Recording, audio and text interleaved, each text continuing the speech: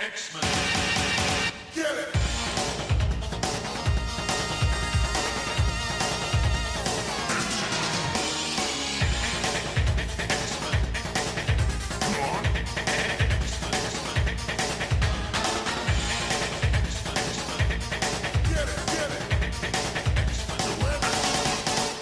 Hey everyone, and welcome to another exciting episode of Battle of the Atom.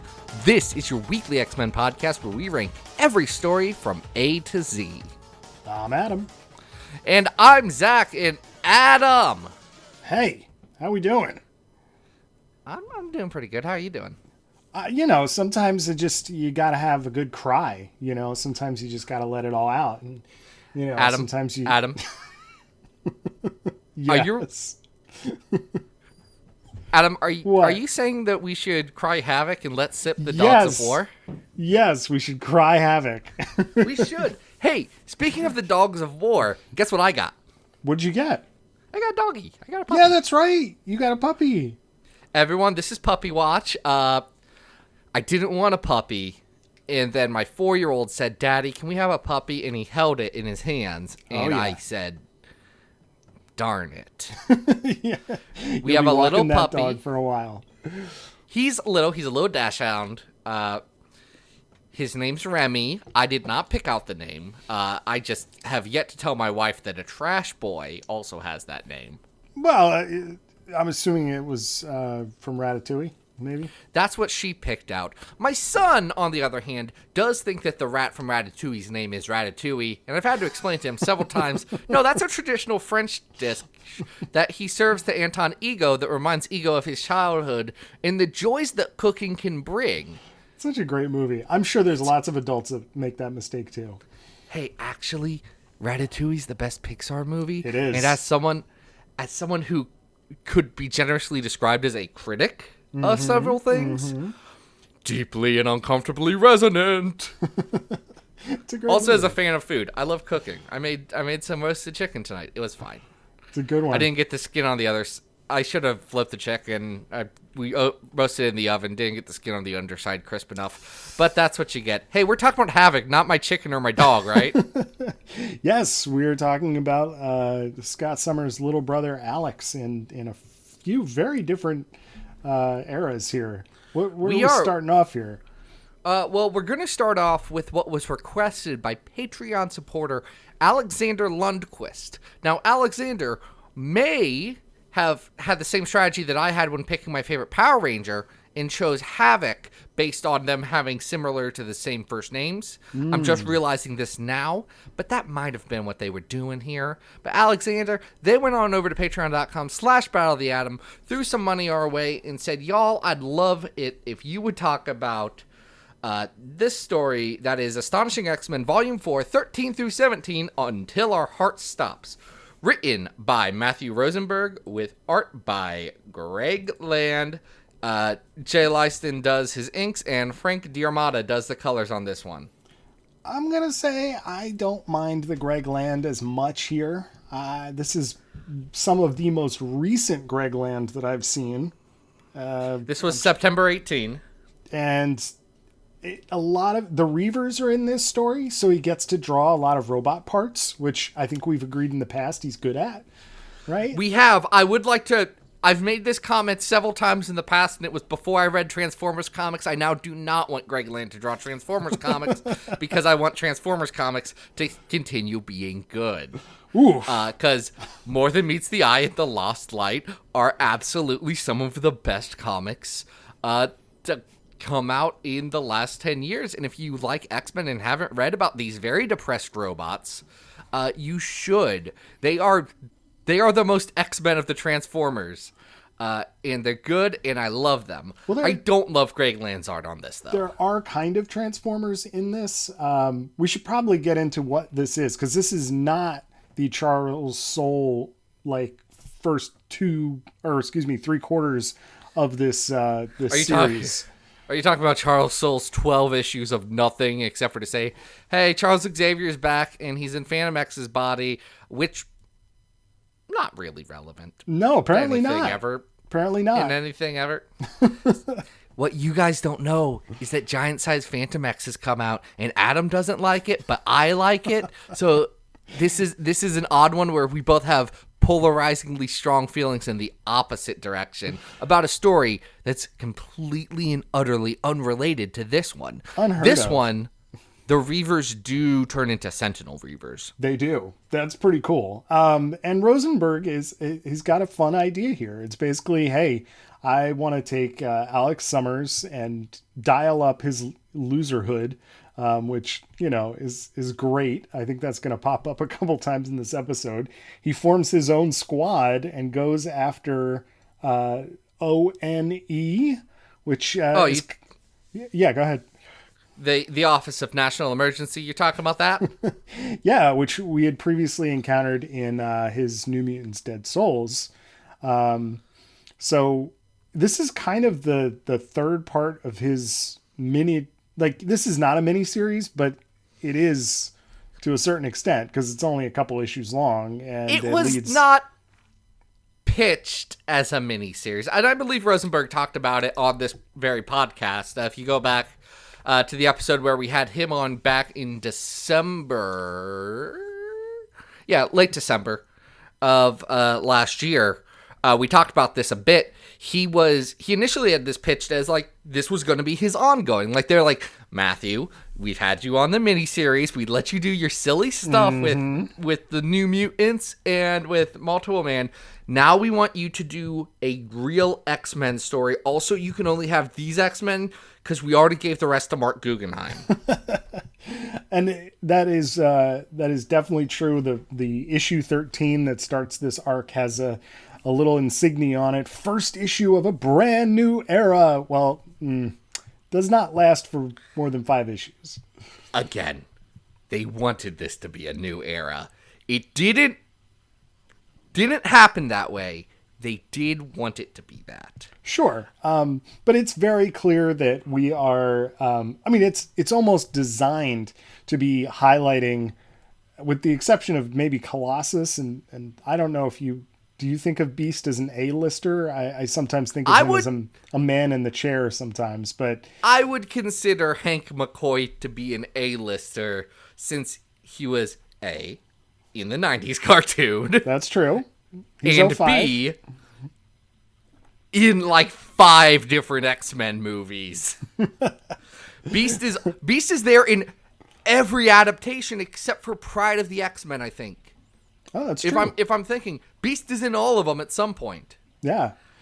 I guess Legion and Gifted, but those are like this size of X-Men, very small X-Men content in those. Well, the gimmick behind this is that Alex is a dork. He's a loser. He's messing things up for the Avengers, and he has to put together this little side quest team that he's not even allowed to call the X-Men because Kitty Pryde owns the trademark to that.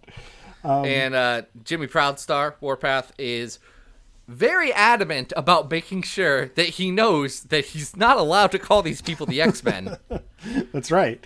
So we have Colossus here, who's not dealing well with the fallout of his failed marriage to Kitty Pryde. We have... Bud, you had to take the L for all of us on that one, Gator. I'm sorry. But it would be untenable for you and Kitty to be married. No.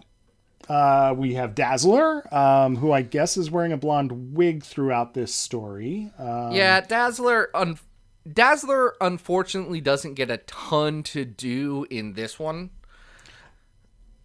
Cool power set, right? I mean, she at one point uses like hologram powers, right? She gets to do a lot of fun stuff. I think Rosenberg, he gets her voice, but this story is not set up to give her a plot. And that's true, I think, of Beast, of Banshee, who shows up in this.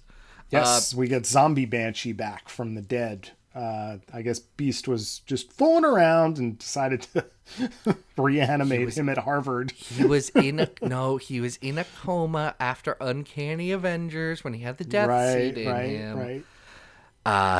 He was in a coma. It's fine. He gets better. He doesn't seem eventually all that with it. They have to use a remote control to bring him around. around to kick butt. Again, there's a lot in this arc that tells you it wasn't supposed to be a tight 5. Oh, no. I mean, he's seeding some pretty long-term things here. But it has to get wrapped up real quick. Yeah, and that's unfortunate for this book. What I like about it, I like Rosenberg's voice on this. I think that he does a good job. His Havok almost feels like very similar to his Hawkeye and Hawkeye Freefall, which was a really good comic that unfortunately got cut short due to the Rona, which, by the way, we're still in the quarantine times. I realized we had forgot to give that disclaimer because this is just what normal is now. Yeah, when it started, we talked about it on every episode, and now it's kind of just like, well, this is life forever, Yeah, this is forever, guys. No, that's a different Rosenberg story, and one with more elements that aren't great. This one has a lot of good in it. I like the character voices. I think the plot's a little slight. It really does feel like 5 issues of setting up this team, and then oops, the book didn't get picked up for issue 6. Yeah. Oh, absolutely. I mean, you even get it on the last page. The last line of this is Warpath saying, "I'll follow him anywhere." It's like, okay, well, clearly you were supposed to follow him on more adventures, and that is not going to happen. Unfortunately, he had to follow Baby Cable, right, to X-Force. Yeah, because all of the books got changed. Yeah, this is right on the heels of Extermination, or right before Extermination, and then yes, the first issue is in fact a countdown to Extermination. Oh boy, that didn't make any sense. None of those little vignettes made any sense. They didn't. No. So yeah, we set up the team, then the team breaks up. In the middle, they fight some pretty dope Reaver Sentinels that's in some kind of fun and novel ways. There's a little cameo of the New Mutants Dead Souls guys infected with Technarchy. So, you could tell that Rosenberg had longer plans here, but, it wasn't meant to be.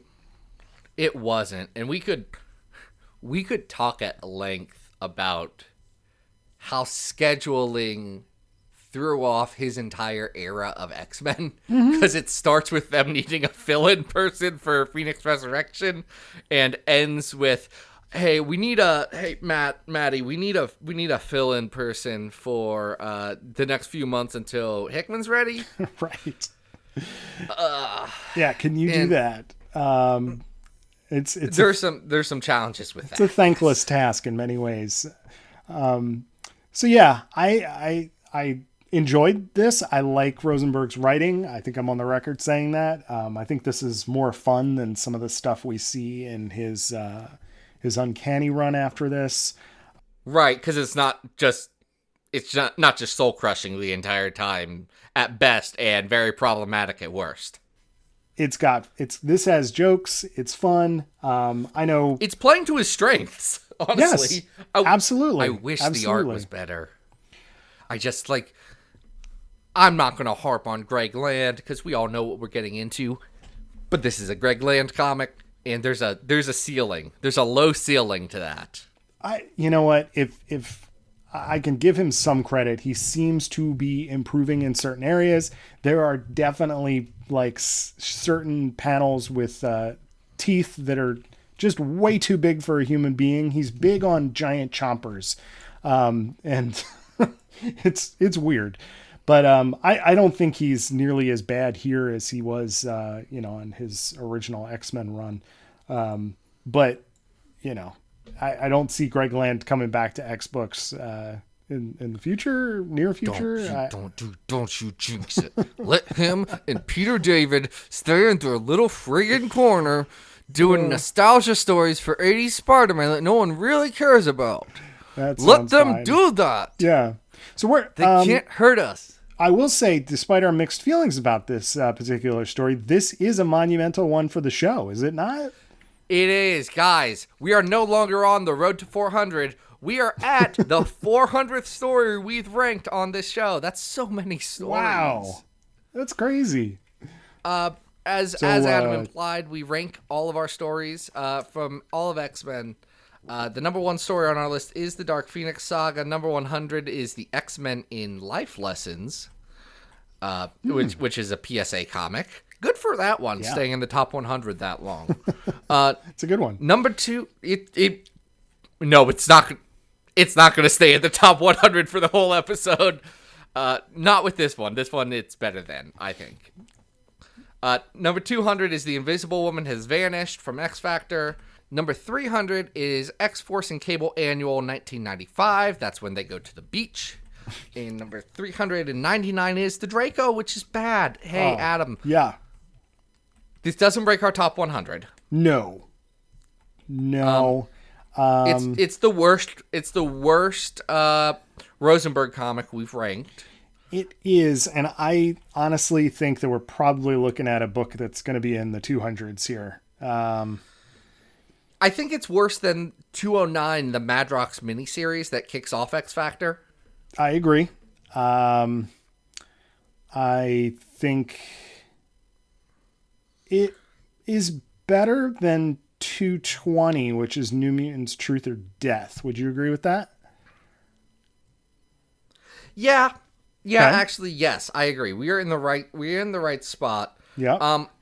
I think at 211 we've got Champions number 12, which is that Cyclops focused issue. And I like that one better than this. Yep. I think I like 215 X-Men Black Mojo number 1 better as well. I think I like X-Men 300 better as well. Do you like A Song of Mourning or Cry of Joy? X-Men Volume 2 number 27? I mean, I'm kind of ambivalent, but I think this is better than XL at 219. So I think it's better than X Nation at 218, or Nation there X. We go. Excuse me, because Nation so X this is going to be long. Yeah, this is going to be our new 218. Yeah, I'm thinking back. I'd rather read X-Men 27. That's the one with Threnody in it. That's an interesting issue. Yeah, I don't know how good it is, but it's interesting. All right. Well, it's back when the Legacy virus was still kind of novel, you know. Oh, they should have done what Rosenberg did in his run when there was a mutant virus vaccine thing, which was have a zombie banshee leave chemtrails that would unvaccinate your kids. Oh my god. Oh boy, that sure is a story. I think. Well, look, I think that's funny as heck. Vaccinate your children, people. We're in the middle of a pandemic. Come on. Yeah. Let's talk about the next story. Could do, right? We should. Oh my god, I'm excited to talk about this next one. What is this? The next story we're going to talk about is Havok and Wolverine Meltdown number 1, written by the Simonsons, Walter and Louise, with pencils and inks and colors by John J. Muth and Kent Williams. Yeah, John J. Muth does Havok, and Kent Williams does Wolverine.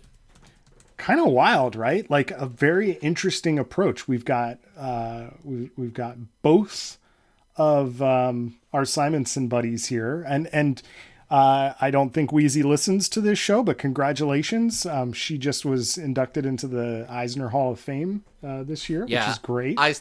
Eisner Hall of Fame nominee, Eisner Hall of Fame inductee, and number 1 in our hearts, Louise Simonson. But what an interesting idea to have two separate, almost fine art painters here.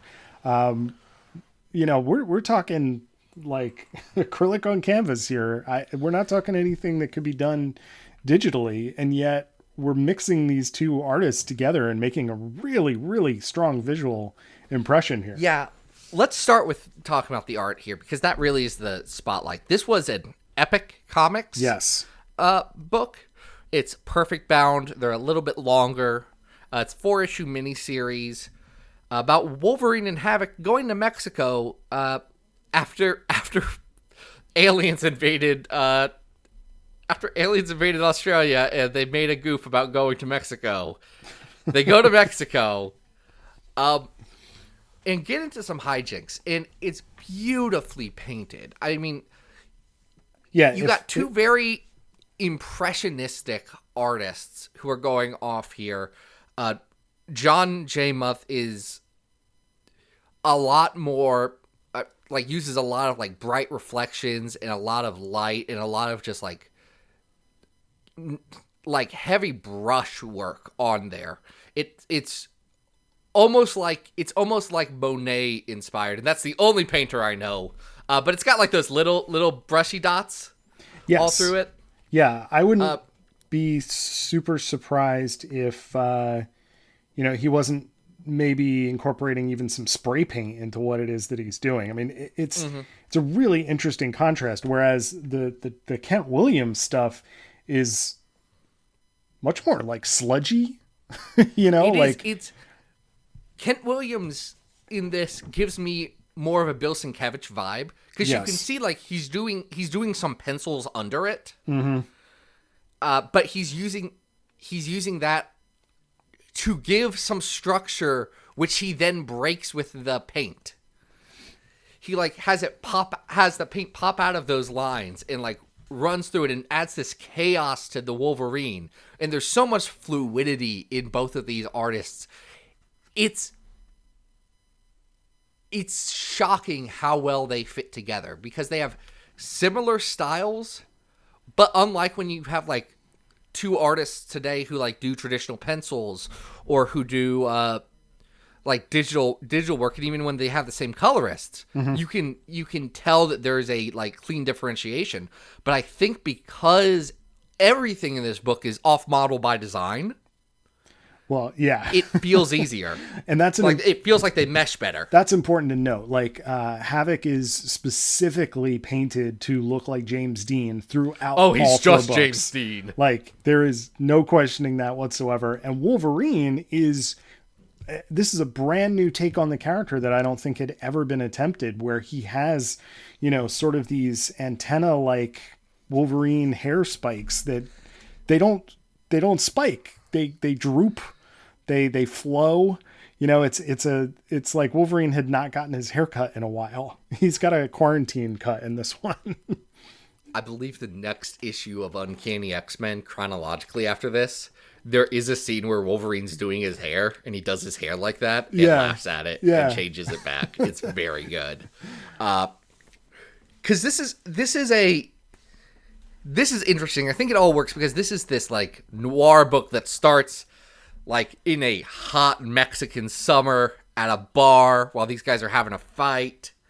And everything goes wild. If I may, though, I mean, we're starting almost half of the first issue, not with the Mexican bar fight scene, but with an explanation of the meltdown at Chernobyl and how apparently there was some sort of secret, messing around that caused that. Because behind the scenes of this entire story, we have Dr. Neutron and the title character Meltdown. General Meltdown, yes. Yeah, who are kind of, I guess, what would you say is their master plot? To conspire to melt down another reactor? To, extend the Cold War? What is their ultimate goal? I think they just want Meltdown, General Meltdown, to have a lot of powers, because he can absorb radioactive energy. Right. And he absorbed a bunch with Chernobyl, and he wants more. So they set up this plot to get him a lot of energy, because you know who can go a little nuclear sometimes? I think you might be referring to the character we're exploring this episode. We are talking about Havok. And here's the thing about Havok. He's dumb as heck. He's a dum-dum. He is a dum-dum. We are not that far off of the heels of Inferno, and he is falling very easily for very easily dispelled lies being told to him by a hot redhead. It is true. That's Scarlett Mackenzie, a.k.a. Quark. Yep. It's fun. Havok narrates his parts like he is the protagonist in a noir story, which has this delicious bite of irony, because the reader's aware, from page the first time she shows up, oh, she's bad and she's manipulating him. Yeah. But you get Havok, who's just like living it. He's like, yeah, I'm flying this biplane with a hot chick and I'm going to go save my friend Wolverine because they told me Wolverine was dead, but I know Wolverine's not dead and I'm going to go help him because Wolverine would survive the bubonic plague. I don't think either of them had the bubonic plague, Adam. I don't know. I mean, they do indicate that Wolverine was shot with these bubonic plague bullets. I don't think they shot Alex with them, but who knows? It doesn't matter. They did go as far as to put a sandbag in Alex Summers' fake grave, which why that would fool Wolverine is beyond me. Yeah, I don't understand. Their whole plan is not great. No. But it's real pretty to watch. It is. And what's cool about this is that it is, like you said, it's this noir story, but it's punctuated with these action scenes that are really, really fluid. And it gets to this boiling point where, like you said, Havok is going up against Meltdown with Wolverine. And it just gets very expressionistic, to the point where when we finally have all of this energy released, it like sort of shoots into space as this like giant red and green paint splatter. It's really cool. It's unlike anything else in X canon, I think. It truly is. It stands alone, and it's gorgeous to look at. Maybe the closest. It's not just pretty. It has like a compelling story that drives you forward and keeps you wanting to turn the page, and it's great. And it's honestly, I think it's some of Louise Simonson's best work. Sure. However, the Simonsons are overshadowed by some world-class unique art in this, and that really helps it stay memorable because it feels like this grimy late Cold War story that it is. And it still also feels like an X-Men story. Like this feels like a Wolverine story. Yeah, and it's just it's got good both, and it's fun. I think if I was going to compare it to something, I art-wise, you probably want to compare it to something like Sienkiewicz, but I think a closer comparison would probably be Jungle Adventure, where Walt Simonson is kind of pitching this concept to a very, very talented artist and letting them kind of take it and go with it. And it's a high concept X-Men story. Yeah. And I admire the way this is put together. Like, this is 1988. We're not talking about like incredibly sophisticated digital editing or anything like that. That didn't exist. And yet you can clearly tell that these, paintings, be them watercolor, I'm not sure if there's acrylic painting in here or not, but you can tell that certain artists' work is being like cropped into panels and placed onto the page. It's pretty meticulously edited as well. Yeah. Hey, this one rules. It really does. It's good. And I suspect that this was the book that you were talking about getting into the top 100. Yeah, it's this one that I think will make the top 100. I reorganized my whole comics collection because I was looking for these.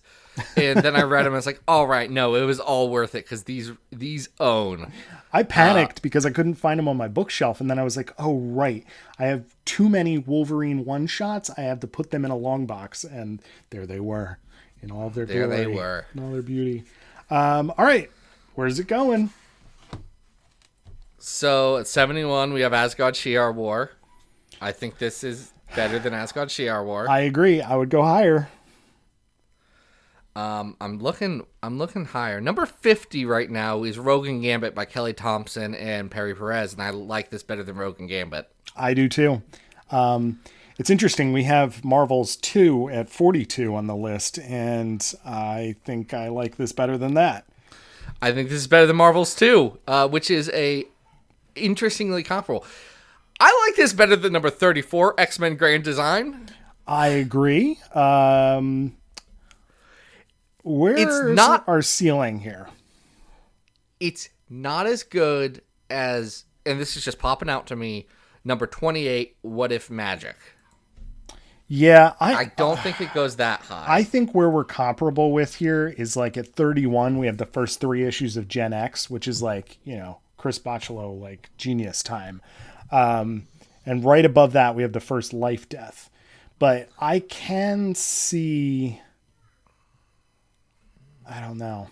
I'm trying to think of we're definitely in the right area. Like, I don't think I would go higher than this where we're at here. I think you're absolutely right. I'd say right above Generation X 1 through 3, right below Life Death. Love it.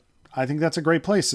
Wow, that's a very high ranking. We haven't had a ranking. That's number 31. Guys, this comic's good. Oh, man. Seriously, if you've never... And it's not on Unlimited, unfortunately, but I feel like this used to be. I swear it used to be. Even if it was, this is the kind of book that, like, I feel like there are certain things that there were risks being taken with publishing at certain points that I don't think Marvel would do a book like this now.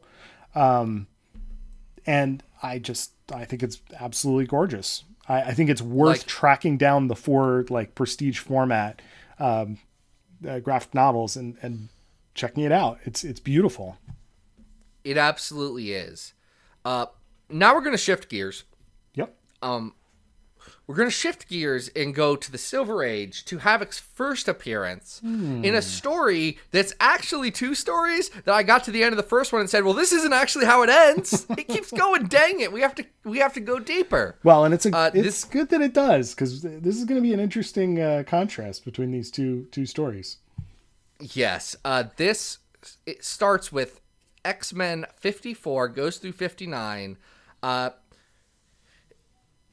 There's a laundry list of creative teams, and it changes on here because there's also backups and everything. So, this is Arnold Drake, Don Heck, and Vinnie Coletta. Werner Roth does some pencils. Roy Thomas switches to be the writer on the 55. Roth and Heck and Coletta still on that. And then by 56, Roy Thomas is on it. Neil Adams is doing the pencils. Which changes a lot here, actually. We're going to talk about that. That makes a big difference. Werner Roth is still doing the backups. And then you get a backup that is the first time a woman has ever written X-Men, which is Linda Fight, who wrote a backup about Jean Grey. Fun story about Linda Fight. She was just like Herb Trimpe's wife and wrote a few issues of The Cat and Night Nurse. Cool. And that's about it. Well, hey, that's better portfolio than we could ask for from Marvel women writers of the 60s. So, listen. Good for her. Listen, she helped co-create Tigra. Yeah.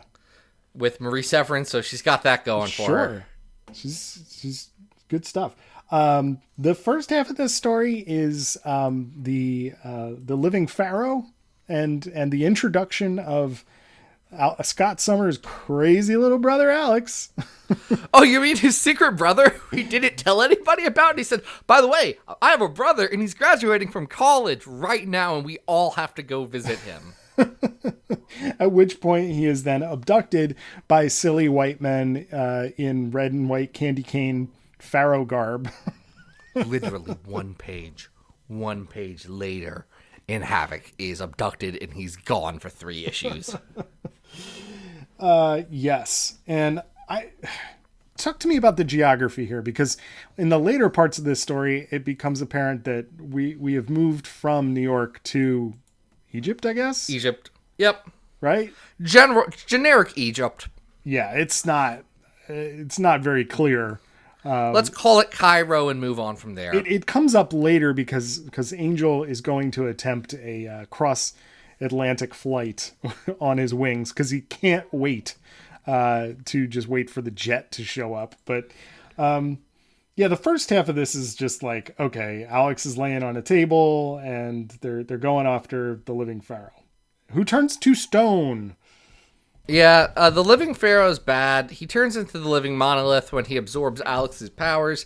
And people have done several stories about Alex and the Living Pharaoh, and they aren't good. And we can just leave Amat Abdul in the Sands of Time of X-Men. Yeah, he can be like Ozymandias. So you're saying that he shouldn't be a pivotal character in, let's say, X-Men the 12. Yeah, it probably shouldn't be a pivotal character in the 12. Yeah. No. Well, what should be a very big point about this particular arc, though, is that the third issue does have the premiere of Neil Adams, which he had been doing some covers, but he does interiors here for the first time, and he's Neil Adams. Oh my God. Like, what a shift. It's crazy. Like, you feel like you've just gotten into a time machine. There's anatomy. There's dynamic. I realize he's not inking his own stuff. Tom Palmer is here, but there's a very dynamic use of light. There's backgrounds that make sense. There's perspective. There's incredible layouts. Oh my God. Yeah. Yeah. Guys, go ahead. If you only know Neil Adams from his cashing a paycheck work that he's been doing for the last, let's be generous and say 15 years, and good for Neil. Mm-hmm. Neil, get that money. Enjoy your bad Fantastic Four comic with your weird-looking The Thing that's coming out. That sure man, I'm not looking forward to Fantastic Four Antithesis. It is the antithesis of my excitement, which is great. Is a Mark Waid, old Neil Adams Fantastic Four story with ugly Ben Graham. Go look that up when you guys get a chance. It's a bad Ben Graham. Oof, it's rough, but this is not. This one's good. This looks so good. Like it, when you're used to the Silver Age being this very flat environment, to see perspective, to see dynamic panel layouts. It's crazy fun. It's just, it even kind of overshadows the fact that Roy Thomas is writing this story, and it's just kind of like, all right. Yeah. Here's the thing. We all know how in 1970 X-Men got put into reprints. Yes. Roy Thomas has later said, since he was EIC at the time, or was about to be, or whatever, he was close enough to the situation, that by the time they put Neil on the books, because newsstand sales lagged so long, they didn't get any of the feedback that, hey, actually X-Men's selling really good now. That's wild. So the book wasn't doing as poorly as they thought it was? It was doing exactly as poorly as they thought it was, but then it got better. I see. By a lot. Yes. But it was already, like, the data they were coming back, because it was lagging so much, was showing that it was bad, which is a wild what if to think. What if this doesn't get canceled and Neil Adams, like, just draws X-Men for a couple of years? I'd be on board for that. Heck of a lot better than John Byrne Hidden Years, that's for sure. Jeez, it would be a heck of a lot better than John Byrne's The Hidden Years. But what's great about this is that we don't linger on the Living Pharaoh, Living Monolith for very long, because the much more fun half of this story, which I enjoyed quite a bit, is we get introduced to Larry Trask and the return of the Sentinels. Yeah, Larry wants to follow up his father's dark work and bring back the Sentinels. Judge Chalmers does think that this might not be a great idea. Because, Larry secretly is a mutant and has a mutant protecting necklace that he does take off. Right. Because he's very mad about things. I gotta love that. Don't ever take this necklace off. So this poor kid has been like showering with this thing on, never nude, for, like his entire adult life. And then the second he takes it off, a Sentinel tries to kill him. I feel like it was important for him to be wearing that during the moments when his father made the Sentinels, and then he was probably good, and then immediately afterwards, when he remade the Sentinels, then he did take it off, and it was the worst possible time. Yeah. Yep. And he immediately gets snatched up. We also learned that the Magneto of a past story was a robot in a quick little scene. That's very much a quick Roy Thomas retcon, because he's like, wait, no, I have a better Magneto story that I'm about to tell, and it's going to be dumb if he was a robot hanging out with Mastermind. Yep. This is also, talk about spectacular page layouts. This is also the story that does end with the Sentinels being convinced that because the source of energy for Alex's powers is the sun, they have to go to the sun. Yeah, it's the source of all mutation. And that is Chris Claremont's first credited comics work. First on the X-Men. It involves Scott dressing up as Quicksilver in his green uniform. Jean's pretending to be Wanda to psych out the Sentinels so that they don't realize who they are. It's just, I don't know. Like, this is what you would want your Silver Age comics to be. However, Scott does unfortunately utter a very unfortunate racial slur at some point, which is still in the comic, which I realize, I don't want them to change anything for historical purposes, but it's not a good look, Scott. Hey, maybe don't do slurs, guys, in our X-Men. Yep. Please don't do that. Yeah. Beyond that, which is bad,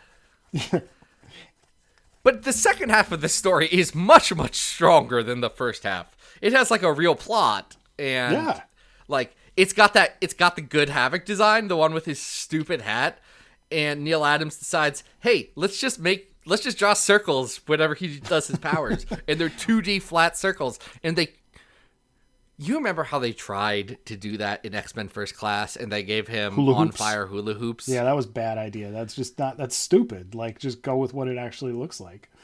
Yeah, guys, just put two-dimensional circles parallel with the page as the reader's looking at it in a way that does not make any physical sense. Don't skew the circles. Don't do any perspective. Put flat-ass 360-degree circles across his laser beam. That's right. And that's all you need, because it looks good every time. It sure does. Hey, just put the pencils. You don't have to ink it that high. You're asking a lot. Ink it real small. You're asking a lot from a movie that had Sebastian Shaw played by Kevin Bacon and let Darwin eat something and die. So, okay, see that scene. I'm gonna get a lot of flack for this. Hold on. Oh no, you're gonna defend it? No. Okay, here, go ahead. I'm not. But I never cared that much because I never liked Darwin because he's from Deadly Genesis. Oof. And poor Darwin. Listen, I was like, well, look, that's what you get for being in a crappy story, Darwin. I don't know what to tell you. You shouldn't have been in a bad story. You've finally gotten to be a good one now, because I just read the Hickman X-Men #5 when him and Sync. I was gonna say we're gonna like him when he comes out of that vault. Go into a hole. We're gonna like him when he comes out of that vault. I'm so excited for them to come out of that vault. It's been 538 years. In the year 2022, we will find out. Playing the long game. I like this. This is what I want my Silver Age X-Men to look like. It's not great, but it is fun.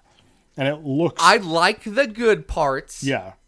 But there's the first half of this, which is bad. It's only 2 issues. And it doesn't... It's 3. It doesn't have its act together. 3 and 3, my dude. All right. It's 3 and 3. Ugh. And the best part about it is, the first half is that one Neil Adams cover that they later use for Dark Phoenix Saga with the Living Monolith. He's grabbing the logo. You've seen it, even if you don't know what we're talking about. Imagine the Dark Phoenix one where Phoenix is grabbing the logo. Yep. And it's that, just but older. Yeah. Also, the backups are fine. There's nothing about them, right? They're not great. And, as... It's Angel's secret origin. Yeah. I mean, Jean's story, hey, kudos for there being a female author, but it does end with yay, I get to be glared at by men. That's the final panel. And I'm like, oh no. Each of the X-Men got a 1-issue short that was I'm going to break the fourth wall and talk directly to the audience about this is me and my powers and my deal. Right. So it's unique to Jean here. It also sucks and is boring. Yeah. And it's basically I'm a lady. And it's okay. Can we get not in a good way, like that Kesha song that plays at the end of Birds of Prey. Oh, I like that song. No. It's a good song. It's going to be stuck in my head. And that's a weird song for me, a man with a large beard, to be singing. Well, hey man, you be you. No judgment. Look, Crank the Kesha. I am me. I will be me, but I'm not going to just blare I'm a mother-loving woman out my car stereo. I don't feel bad about it at all. It's a great song.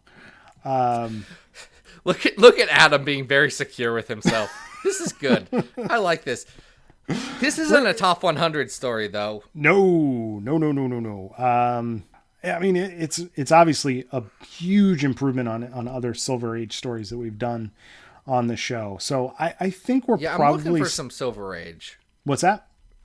I'm looking for some Silver Age. At 248 on our list, we have the first issue of X-Men, and this is better than that. Absolutely. But I don't think we're cracking above 200, which is the X-Men annual number 1 from 2007. Like, we're definitely in the 200s here. How do you feel about this compared to A+X number 5, the Iron Fist and Dupe and Loki and Sinister story? I like it better. I think that it's interesting, and the even addition, the bad parts. Even the bad. I mean, the bad parts are just like kind of Silver Age silly, but the introduction of Neil Adams is a real draw. I think it's kind of monumental in its own way. I think we're on par with like 238, which is the Submergence of Japan, X-Men 118 to 119, like kind of a. Not like the introduction of Alex is obviously important, but like we're on a similar storytelling quality here, right? I would say that the Submergence of Japan is better. Okay. Like to me, that's the ceiling. Mm-hmm. But I could put this up ahead of What Happened to Cassidy Keep, which is Gen X 8 and 9. Then this is the new 239. It's the first appearance of Havok and the second appearance of the Sentinels. Go check that one out, guys. It's a mixed bag, but it's really cool. It's got some good stuff in it. Just start with the Sentinel part. Havok gets captured. That's it. Yeah. It doesn't imagine him in a little loincloth and you know. He does. Okay, so if you do like himbo content, let's see. He is kind. He doesn't say very much, but he is kind. He is smart because he graduated. No, well, he's smart. He's not. He's smart, but he's dumb. Is the thing about Havok. He's an intelligent person who does very dumb things. It's like him and Captain Britain. And I do mean Brian Braddock, not his sister, who's both smart and like intelligent. Yes. Whereas Brian is dumb, but he is also a theoretical physicist. He's like, what was her name from the one James Bond movie? I don't know if it was Tomorrow Never Dies or The World Is Not Enough, where what's her name plays a... We're talking about Miss Moneypenny? Something Christmas. Or what are we talking about here? No. The one that's a physicist or something. Been a while since I've seen my old school James Bond, so I'm not sure. No, this isn't even old school. This is 90s. This is Daniel Craig or Pierce Brosnan? This is Brosnan Bond. What am I thinking? People are going to get mad at me for this. Let's see. Halle Berry?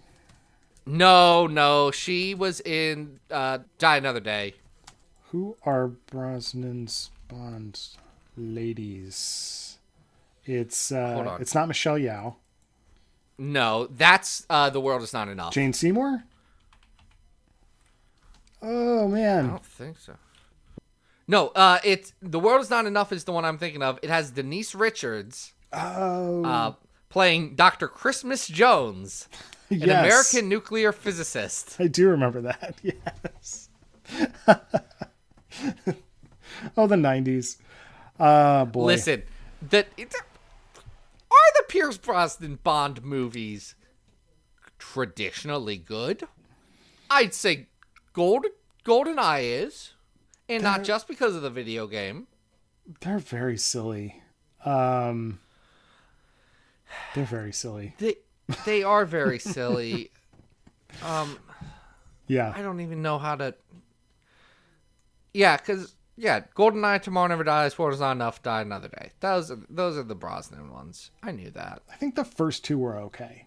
If I remember Tomorrow Never correctly, Dies is the one with Michelle Yeoh. Yeah. I remember that one having some fun stuff in it. But once we get to Dr. Christmas Jones, I was like, Okay. Yeah, that's the one where Rupert Murdoch tries to take over the world, I think. And then Die Another Day is very dumb. It does have a guy with diamonds stuck in his face. Yes. Anyway, we've already ranked it, right? Like, we can just be done. We can. That was a lot of good Havok content. So who do we have to thank again?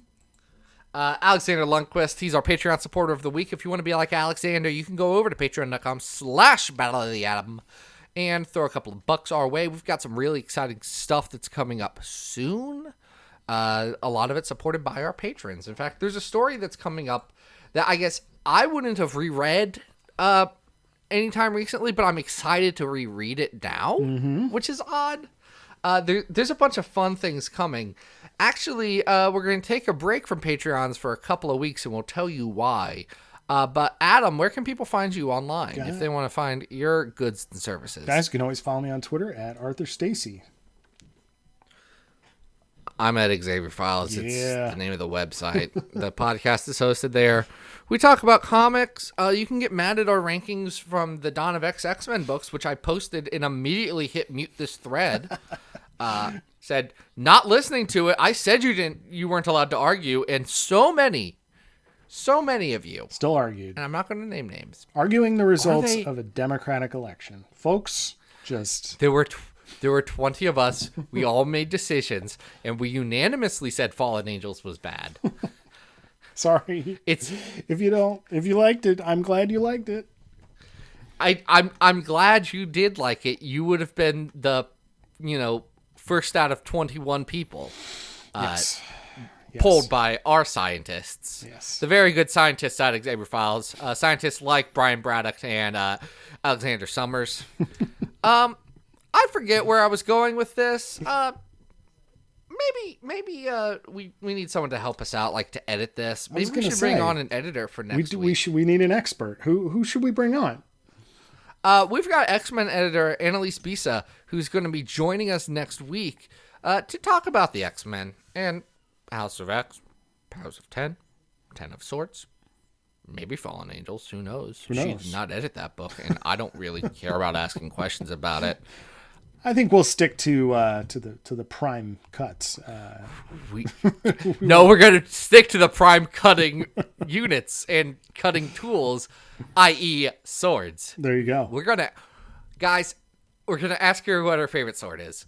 We're going to ask her all about her favorite swords and which ones she thinks the X-Men would best have. But that's going to be next week. Until then, guys, this has been Battle of the Atom. We hope you survived the experience. Get it!